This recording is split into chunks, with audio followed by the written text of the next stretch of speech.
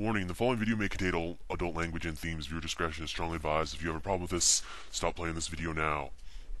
So, I just got done watching The Grudge 3. Now, let me just say, I haven't seen The Grudge 1 or 2, so if this review sounds really retarded for any reason, forgive me. I'm watching these in reverse chronological order. From what I can tell about the movie, this was released in 2009 in the United States. From what I can tell, it's basically about ghosts or something. Like this wife and her son were murdered by her husband in Japan, and they've become ghosts or something. Really weird, pale ghosts with dark eyes that kill people. So yeah, that summation may be a tad premature, seeing as I haven't seen the original two. But yeah, let me give you my thoughts on this one. I didn't think it was bad. I didn't think it was that bad. It wasn't that great either. Man, talk about just mediocre horror movies. Just flocking my way.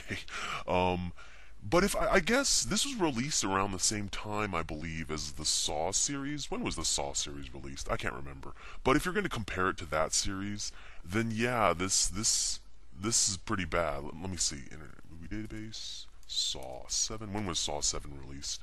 Yeah, it was about the same time as Saw 7. So, like, I guess this isn't really going for the torture porn feel, because I did not get that at all.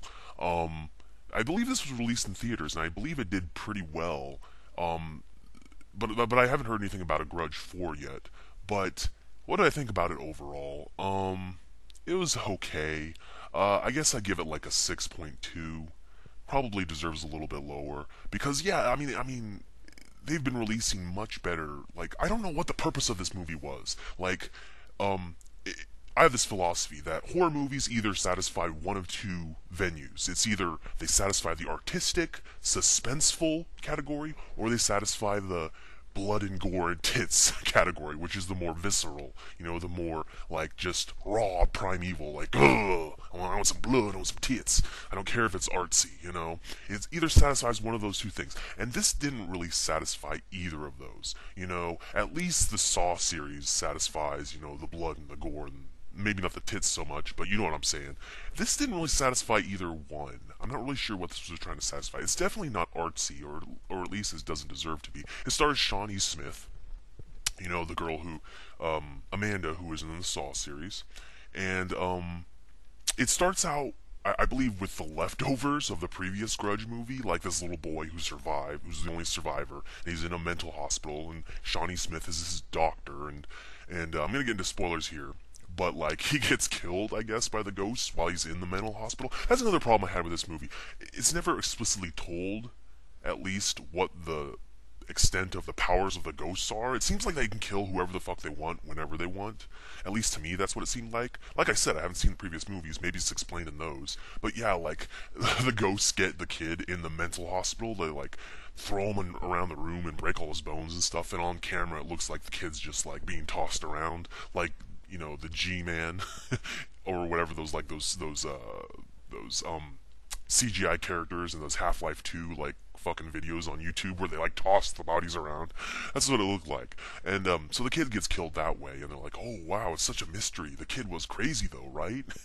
There's nothing supernatural going on here, even though in the security camera footage it looked like he was just being thrown around by some imaginary force." They were like, "It must have been him who was doing it." Yeah, right. Whatever. Anyway, so apparently it goes back to the apartment where the kid came from, where his family was killed at, and it focuses on another family, I believe, which is this one blonde girl, her brother, and their little sister who has some sort of breathing problem, and and yeah, so it just follows their journey. Like, the blonde girl is being called, wants to go away to another city to pursue her career, but the brother's like, "Oh, you can't leave us. I have my hands full as it is, taking care of our little sister who has this breathing problem, who can't be left alone. But I might lose my job caring for this apartment. And this whole drama and stuff, and yeah, the ghosts just start killing people like at random.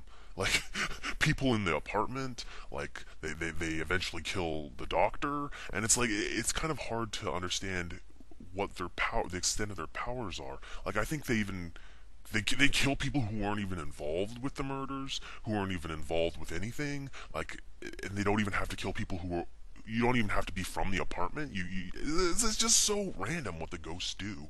Um, so eventually, like some Japanese, like some a Japanese woman who was like related to the original family who was killed, you know, who started the whole ghost thing, comes to America and tries to end it, and the brother goes all Jack Torrance and gets like possessed or something by the ghost of the father who killed his family, and it's just I don't know. It was okay, um, but I mean, considering it didn't satisfy either the artsy or the visceral. Because see, at least Trapped, at least you got some tits and ass and some hilarious schlock.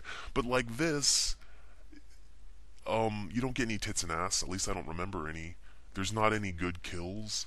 Um, it's like I said, it's not artsy, so I don't know what exactly they were going for with this.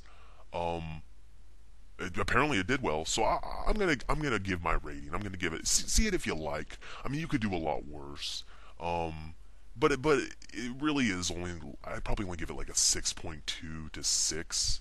Yeah, there just wasn't.